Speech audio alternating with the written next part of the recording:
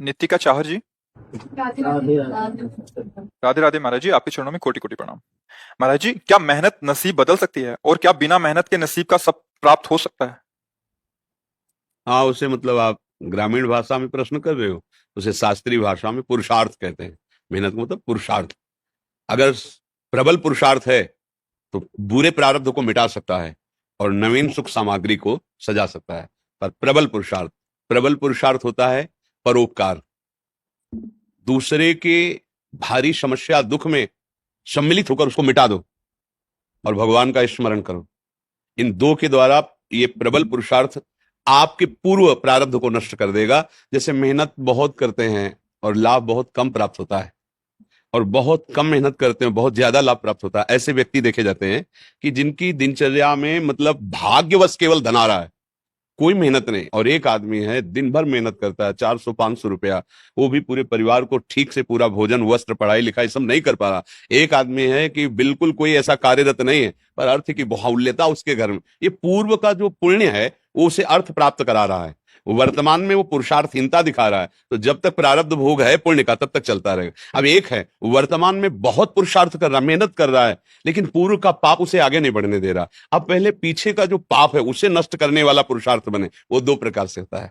परहित सरिष धर्म नहीं भाई। दूसरे का किसी का ऐसा हित हो जाए जो असहाय है, असमर्थ है, रोगी है, परेशान स्थिति में है, हम उसका सहयोग कर दें बिना किसी स्वार्थ के और प्रभु का नाम जप करें। इन दो के द्वारा हम पुराने पुराने कर्मों का परिणाम जो हमें आगे नहीं बढ़े उनको हम नष्ट कर सकते हैं। तो हुआ तो ये भी प्रयास ही ना, मेहनत ये भी तो हुई ना, नाम जप करते हुए दूसरों के सुख की भावना में अपने कर्तव्य का पालन करते हुए। तो ये पुरुषार्थ आपके पूर्व प्रारब्ध का नाश कर सकता है। भाग्य से ही सब कुछ मिलता है ऐसा नहीं है, भाग्य भी काम करता है। जैसे बहुत पढ़ लिख करके ग्रेजुएट हुए लेकिन प्रारब्ध इतना बुरा है, नौकरी नहीं मिल रही, तो बेचारे गांव के कार्य कर रहे हैं या छोटी मोटी दुकान कर ली, और ऑफिसर रैंक की पढ़ाई की हुई है। और एक है कि ऐसे घर में जन्मे हैं कि जमींदारी पहले से ही है, और वो ना पढ़ने में रुचि ना किसी क्रिया में रुचि, लेकिन वो बहुत सांसारिक सुखों को भोग रहे हैं। यह प्रारब्ध देखा जाता है। लेकिन एक है कि बहुत गरीब घर में जन्मा, बहुत मुश्किल से उसके माता पिता ने पढ़ा पाया, पर उसने जी जान से मेहनत की, इतना पुरुषार्थ किया कि वो गांव में सबसे बड़ा आदमी बन गया। ये भी देखा जाता है। जो अपने पुरुषार्थ को प्रबल कर दे तो प्रारब्ध को मिटाया जा सकता है। अगर पुरुषार्थ हल्का हुआ तो प्रारब्ध जोर कर देगा और आगे नहीं बढ़ पाएगा। सबसे जोर का पुरुषार्थ है परहित करना और भगवत स्मरण करना। ये मतलब शास्त्र की एकदम सार बात बता रहे हैं। जिसको संसार में सबसे जल्दी उन्नति प्राप्त करनी हो, ये दो बात पकड़ ले। भगवान से मनावे कि कभी किसी की सेवा का अवसर हमें दीजिए। माता पिता गुरुजन, कोई बाहरी पशु पक्षी, ऐसा कोई बीमार व्यक्ति जिसका कोई सहयोगी नहीं, कोई ऐसा जिसको हमें अवसर मिला है, बहुत बड़ी मतलब ये बिल्कुल रामबाण औषधि समझो कि इसमें अचूक वो तुम्हारे प्रारब्ध को विध्वंस कर देगी। जहां तुमने किसी असहाय की बिना स्वार्थ के, बिना कुछ लेने की भावना के और तन मन धन वचन से सेवा की और भगवान का स्मरण किया, ये तुम्हारे पूर्व प्रारब्ध का नाश कर देगा। और जब हम दूसरों का सुख छीनते हैं, ये भी मेहनत है। चोर भी तो मेहनत करता है, न जाने कितना हिम्मत करता है दूसरों की संपत्ति चुराने के लिए, मारपीट सहता है, मारपीट करता है। वो मेहनत करके दूसरे का धन अपहरण करके दूसरे को दुख देने वाली क्रियाएं करता है। तो उसकी ये मेहनत, उसके पूर्व के पुण्य जो जमा है आगे सुख देने वाले, उनका नाश प्रारंभ हो जाता है।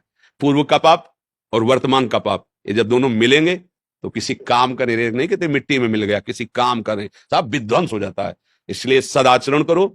और ये अंदर की बात कह रहा हूं, हृदय की, दूसरों को सुख पहुंचाने की भावना ले आओ और नाम जप करो, जय को प्राप्त हो जाओगे।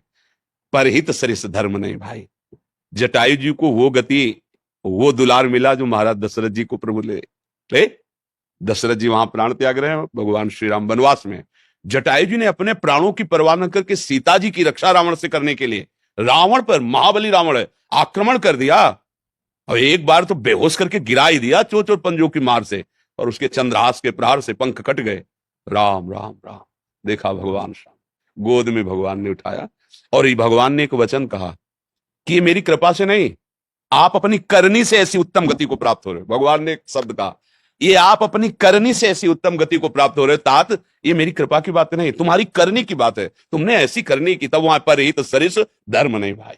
अगर प्राण भी चले जाएं दूसरे के हित में तो भगवान को प्राप्त होता है। बहुत बड़ी बात है। हम ऐसा पुरुषार्थ करें कि अपने प्रारब्ध का नाश कर दें जो हमारा बुरा प्रारब्ध हमको नष्ट करने, हमें दुख देने, हमें विपत्ति में फंसाने आया, मंगल हो जाएगा। भगवान का नाम और दूसरों को सुख प्रदान करने की भावना।